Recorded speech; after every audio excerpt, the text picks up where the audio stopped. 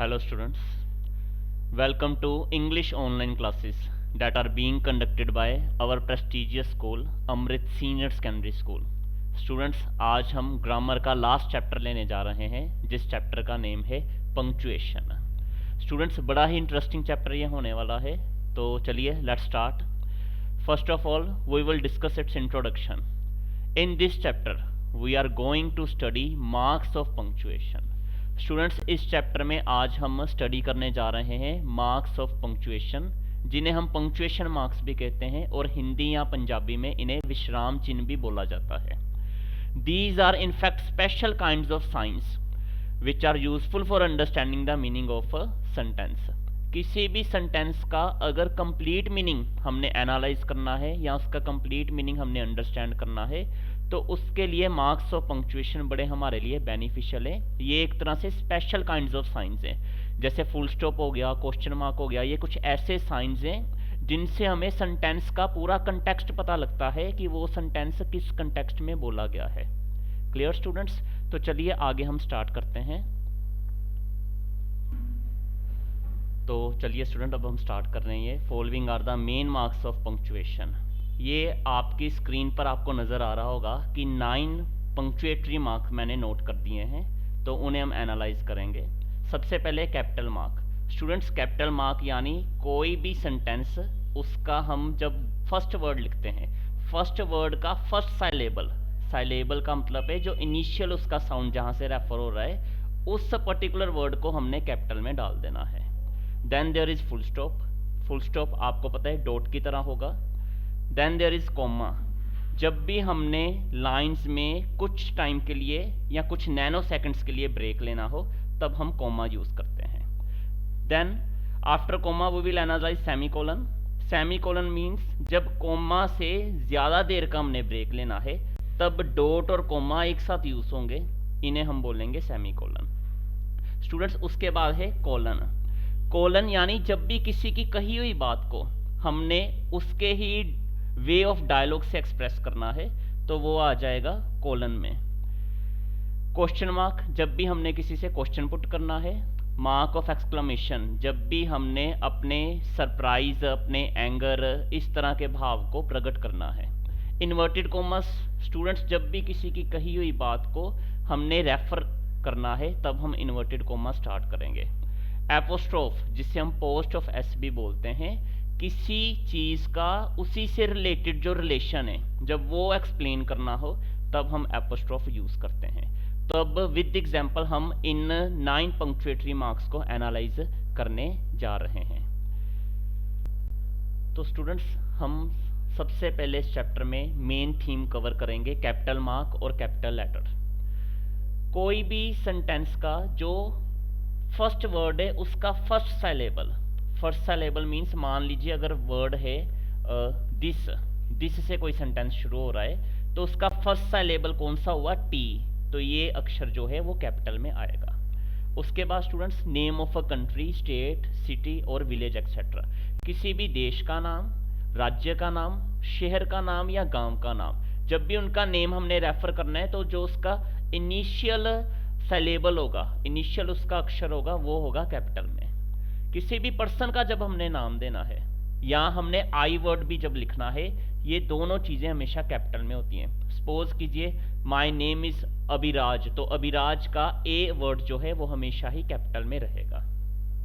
Days, months, इनका भी जो पहला अक्षर है वो हमेशा कैपिटल में होता है, जैसे जनवरी, फरवरी, इनका जो इनिशियल साइलेबल है। स्टूडेंट्स, जब भी मैं साइलेबल वर्ड रेफर करूं, don't get confused it with साइलेबस।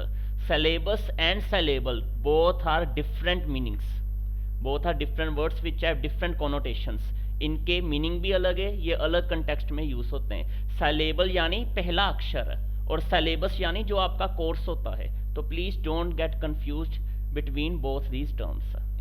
आगे हम करते हैं नेम ऑफ एनी लैंग्वेज। किसी भी भाषा का जब नाम देना हो, जैसे हिंदी, इंग्लिश, फ्रेंच, तो इन सभी लैंग्वेजेस का जो इनिशियल साइलेबल है वो भी कैपिटल में होगा।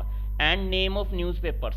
स्टूडेंट्स, जब भी आपने किसी भी अखबार का नाम देना है, जैसे Tribune, Hindustan times, Indian express, ये सारे इंग्लिश न्यूज़पेपर्स हैं, तो इनका भी जो फर्स्ट साइलेबल होगा वो होगा कैपिटल में।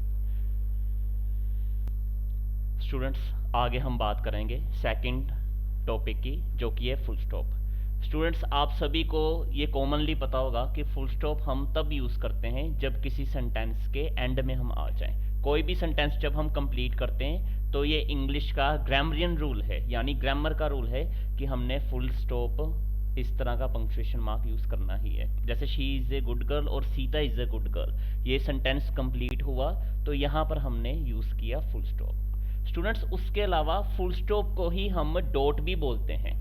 जब भी कोई फुल फॉर्म को हमने एक्सप्लोर करना हो, जैसे मान लो पीएम शॉर्ट फॉर्म में, इसको मैंने फुल फॉर्म में चेंज करना है, तो फुल फॉर्म में चेंज करने से पहले जब इसकी शॉर्ट फॉर्म दी हुई थी उसमें ये डॉट्स यूज हुई हैं, ये भी अपने आप में एक तरह से फुल स्टॉप का काम ही कर रहे हैं। तो दो कंटेक्स्ट में फुल स्टॉप यूज होता है, एक तो सेंटेंस कंप्लीट होने पर, दूसरा जब शॉर्ट फॉर्म को हमने फुल फॉर्म में डिपिक्ट करना है तब। स्टूडेंट्स आगे हमारा थर्ड टॉपिक आ गया कॉमा। कॉमा आपको पता ही है हम तब यूज़ करते हैं जब हमने किसी सेंटेंस में दो या दो से ज़्यादा चीज़ों को सेपरेटली शो करना हो। जैसे ये सेंटेंस को एनालाइज कीजिए आप, I bought a pen, a pencil, a book and a bag. देखिए पेन और पेंसिल दोनों ही चीज़ें एक ही कैटेगरी में हैं, पर दोनों सेपरेट नाउन्स हैं। दो नाउन्स एक साथ आ गए हैं, जब दो नाउन्स एक साथ आ जाएं तो उनको अलग करने के लिए कॉमा हम यूज़ करेंगे। ठीक है स्टूडेंट, एक रूल आपने याद रखना है, एंड से पहले हम कॉमा यूज़ नहीं करेंगे। एंड से पहले भी अगर नाउन है और एंड के बाद भी अगर नाउन है तो there is no need for usage of any comma. Next sentence देखिए, yes he is at home, हाँ वो घर में है। यहाँ यस के बाद मैंने थोड़ा सा नैनो सेकंड्स का ब्रेक लिया। तो जब किसी सेंटेंस में किसी वर्ड के बाद हम कुछ एक सेकंड्स के लिए रुक जाते हैं तब भी हम कॉमा को डिपिक्ट करते हैं। ये दोनों सेंटेंस इसी चीज़ को डिपिक्ट कर रहे हैं। Yes he is at home and may I come in sir. Come in के बाद हमने थोड़ी देर के लिए ठहराव लिया है आवाज़ में। जब भी हमारी आवाज़ में कुछ नैनो सेकंड्स का ठहराव आ जाए इट मीन्स वहाँ पर हमने कॉमा यूज़ करना है। आगे स्टूडेंट्स देखिए, तो चलिए स्टूडेंट्स अब हम फोर्थ टॉपिक लेने जा रहे हैं सेमीकोलन का। स्टूडेंट्स सेमीकोलन और कॉमा दोनों में डिस्टिंक्शन क्या है? याद रखिए जब भी हमें कोई भी सेंटेंस बोलते वक्त बहुत ही कम ब्रेक की नीड पड़े तब हम कॉमा यूज़ करते हैं, पर जब वही ब्रेक हमें ज़्यादा उसकी नीड पड़े तब आ जाएगा सेमीकोलन। ज़रा आप सभी इस एग्जाम्पल को एनालाइज कीजिए। As he was my brother I loved him, as he was guilty I punished him. Writer यहाँ ये कहना चाहता है कि क्योंकि वो मेरा भाई था तो मैं उससे प्यार करता था, पर जब वो गलती करता था तो मैं उसे सज़ा देता था। अब देखिए ऐसे लग रहा है जैसे दो सेंटेंसेस को एक ही सेंटेंस में कंबाइन किया गया है। जब दो सेंटेंस को एक ही सेंटेंस में कंबाइन किया गया है तो जो सेंटेंस का फर्स्ट पार्ट है जो अपने आप में कंप्लीट सेंस इंडिकेट कर रहा है आई लव्ड हिम तक, जब ये ख़त्म हो गया तब मैंने सेमीकोलन का इस्तेमाल किया ताकि यहाँ मुझे ज़्यादा ठहराव की ज़रूरत है तो उसे मैं डिपिक्ट कर सकूँ।